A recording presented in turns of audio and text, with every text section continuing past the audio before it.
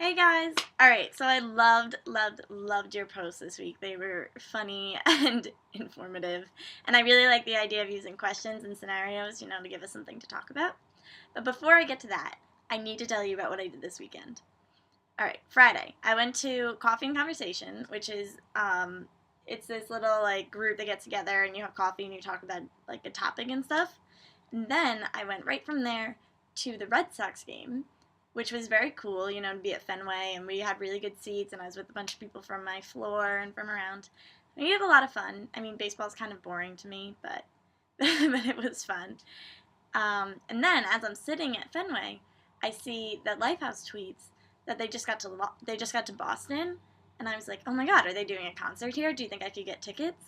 And I looked, and they were playing at this music festival, which was Michelle Branch, Sarah Bareilles, Grace Potter and the Nocturnals, and Lifehouse, and it was for free. It was the next day for free, all day long. So I got a bunch of my friends, and we took the T over to the Boston Esplanade, and just hung out, listened to music, and then I admit I kind of had a mini heart attack when Lifehouse came out, because I was very close to Jason Wade.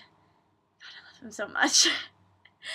And yeah, then Monday morning, I was on my computer, and I just happened to be on Twitter, and the Dean of Students tweeted that anybody who could answer this question about who scored a first goal in a hockey game would win a prize. So I Googled it and found out Joe Pereira scored the first goal, and I answered. And I won. Crazy, I know. So I won 2 tickets to the pep rally. The game's at Madison Square Garden, Thanksgiving break.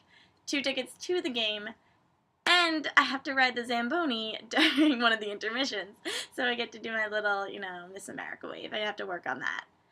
And then the Joe Pereira, the guy who scored the goal, the hockey player, tweeted at me, too bad I can't be there to use the other ticket. And I was like, I know. I wish you could, because you were really cute and you're a hockey player. But it's not meant to be, apparently. So yeah, that's the crazy week that I've been having. And now, to answer your questions, I really liked your responses. Although I have to say, when Brenna first asked the question, the first things that popped into my mind were not about survival at all. And then you guys totally, thought it through about things that would help you. And mine are kind of silly, but I don't know what to say. Okay, book. If I were stranded on a deserted island, I would have to bring The Truth About Forever, because it's my favorite book, and I could read about Wes over and over and over again. But I could also bring this as a book by Dimitri Martin, because if I were sad because I was stuck on a deserted island, I would probably want to laugh. Which leads me to my next point, that I would bring Singing in the Rain as my movie, because Gene Kelly dancing just makes me happy. TV show, is that even a question? Clear Eyes, Full Hearts. Of course I would bring Friday Night Lights. That would actually be pretty fun, to just have nothing else to do but watch Friday Night Lights on a deserted island for a while. I think that's a good way to go. Okay, person. If I could bring anybody in the world, you know that this is hard for me, because now I need to choose between all my many celebrity crushes. So, a part of me wants to say Cameron or Ben Walker.